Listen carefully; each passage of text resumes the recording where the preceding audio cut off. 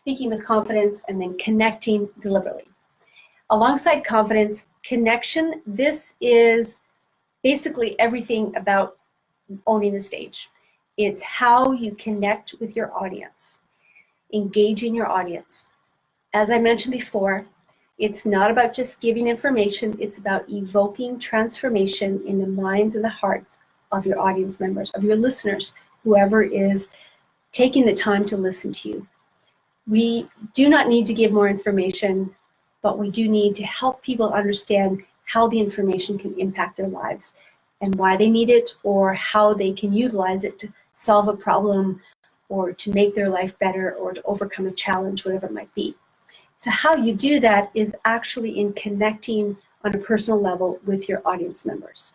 And especially if you're online, there's a few things that are absolutely critical if this is your platform for speaking. So I'm going to talk about 3 ways today that you can begin to connect with your audience in a deliberate way. This is a phrase that you can begin to implement these 2 ways right away. It's speak to one and look to all. This helps to summarize 2 ways that you can begin to engage your audience on a deeper, more personal level. So the eyes are really important. And again, online, this is extremely important. If I stood here or sat here and was communicating to you and reading my notes the whole time, or I'm looking over here talking to you, how does that make you feel? You feel, hey, I'm right here. Connect with me. Even online, you can engage your audience by using your eyes and making sure that your eyes are in the right place. That's going to make them feel like you're talking just to them, just like I'm talking just to you. So the eyes are really important. If you're on a live stage, your eyes need to be free enough, not bound by perfection where you have to read your notes or stuck to your notes, where you can be free to engage your audience with your eyes and with your body and with in other ways as well. So let me give you an example. When I say speak to one and look to all. When I speak, how I ask the questions or the language I use can either engage the audience at a deeper level, personal, or just get a group response. I want you to think about, when I ask this question, what comes up for you in your mind, what image or what feeling, and let me know if you feel the difference or can see a difference. How many of you have ever said something that you wished you could take back? Okay, now I'm going to say it a different way. Have you ever said something that you wished you could take back? So I'd be curious to know if you did feel a difference or have a different response within you for both of those questions. Some of you have heard me give this example before, so you may have already been ready for it.